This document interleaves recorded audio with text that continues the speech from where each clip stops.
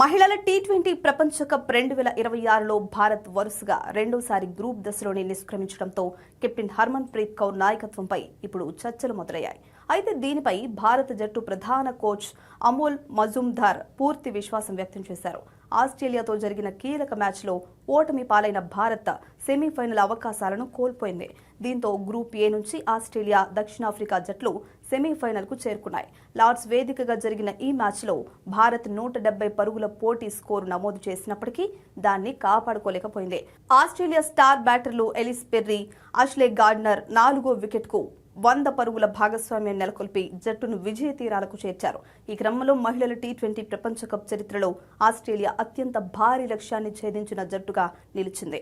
Match అనంతరం జరిగిన media సమావేశంలో హర్మన్ ప్రీత్ కెప్టెన్ గా కొనసాగుతుందని మీరు భావిస్తున్నారా అని ప్రశ్నించగా, మజుందార్ అందుకు కెప్టెన్ను ఎంపిక చేయడం సెలెక్టర్ల నిర్ణయం, అయితే నా సమాధానం అవునని అన్నారు. దీంతో హర్మన్ ప్రీత్ నాయకత్వంపై కోచ్కు ఎలాంటి సందేహాలు లేవని స్పష్టమైంది. మరోవైపు భారత మాజీ మహిళా క్రికెటర్ అంజుమ్ చోప్రా కూడా హర్మన్ ప్రీత్ కు మద్దతుగా నిలిచారు. ప్రస్తుతం భారత జట్టును నడిపించడానికి ఆమె కంటే మెరుగైన నాయకురాలు లేరని అభిప్రాయపడ్డారు. ఇప్పటికే భారత్ను ముందుండి నడిపించే అత్యుత్తమ కెప్టెన్ హర్మన్ ప్రీత్నే. ఈ సమయంలో కెప్టెన్సీ బాధ్యతలు చేపట్టేందుకు సిద్ధంగా ఉన్న మరో ఆటగాళ్లు కనిపించడం లేదని అన్నారు. అయితే జట్టు ప్రదర్శనలో పలు అంశాల్లో మెరుగుదల అవసరమని అంజుమ్ అన్నారు.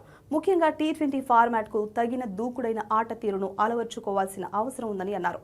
మహిళల ప్రీమియర్ లీగ్లో కనిపించే బ్యాటింగ్ భారత జట్టులో మాత్రం కనిపించడం లేదని వ్యాఖ్యానించారు. 200 పరుగులు కాకపోయినా కనీసం 180 పరుగుల లక్ష్యంతో ఆడాలి.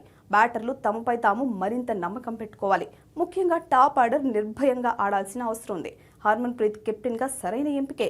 అయితే దూకుడైన ఆట తీరుతో మ్యాచ్ను మలుపు తిప్పగల బ్యాటర్లు ఎవరు అన్న ప్రశ్నకు సమాధానాలు వెతకాల్సిన సమయం వచ్చిందని అంజుమ్ చోప్రా సూచించారు.